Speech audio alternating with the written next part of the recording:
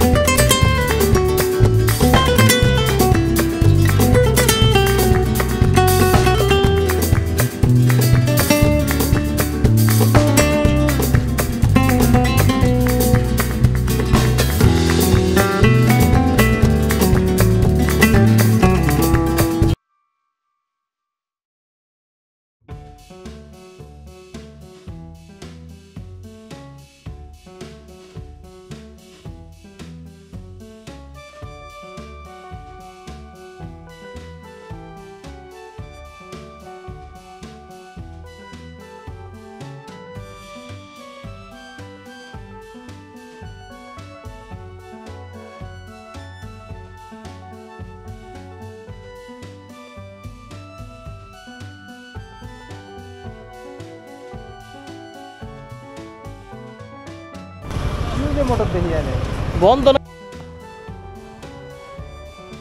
এটা কি বন্ধ? বন্ধ। ঢাকা স্পিডোসের যে শোরুমে গেছিলাম ওইটা বন্ধ ছিল, তাই ইস্কাটন রোডে আসলাম। এখানে দেখি কি কি হেলমেটের কালেকশন আছে। তো বন্ধুরা, হেলমেট কিনছি এমটি স্ট্রেঞ্জার 2। এটা একটা নিউ গ্রাফিক্স, এই রিসেন্টলি 3-4 দিনের মধ্যে 3-4টা নিউ গ্রাফিক্স আসছে।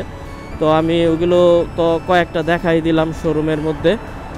আর এটাও নিউ গ্রাফিক্সেরই, আর এটা হচ্ছে 22.6 এর সার্টিফাইড ইসি আর ডট সার্টিফাইড। আর সবচেয়ে মজার বিষয়, অনেকে বলে না কিন্তু আমি বলি আজকে, এই এমটির হেলমেটগুলা শার্প রেটিং 5-এর একটা হেলমেট। শার্প রেটিং 5 এটা কিন্তু অনেক বড় একটা সার্টিফিকেশন, কারণ বিদেশে যখন ইউএসের মধ্যে শার্প রেটিং লাগেই, আপনারা ওখানে যদি কোনো হেলমেট কিনেন সার্টিফাইড, ওখানে সার্টিফাইড হেলমেটের মধ্যে শার্প রেটিং বাধ্যতামূলক। শার্প রেটিং 3, 4, 5 পর্যন্ত থাকে শার্প, আর এটা হচ্ছে শার্প রেটিং 5। এটা অনেক ভালো হিট অ্যাবজর্ব করতে পারে। আর এত কম প্রাইসের মধ্যে শার্প রেটিং থাকা এটা কোনো কম কথা না। আর শার্প রেটিং কীভাবে দেখবেন সেটাও আমি বলে দিই। শার্প রেটিং যদি আপনারা গুগলে সার্চ করুন, search rating sharp rating SHARP sharp rating helmet লিখে সার্চ করেন, তাহলে ওটার ভিতরে ঢুকবেন। ঢুকার পরে সব হেলমেট ব্র্যান্ড আছে যেগুলো আপনি দেখতে চান, সার্চ অপশনও আছে। সার্চ করলে যদি ওই ব্র্যান্ডের শার্প রেটিং থাকে তাহলে ওইটা আসবে, আর না থাকলে আসবে না।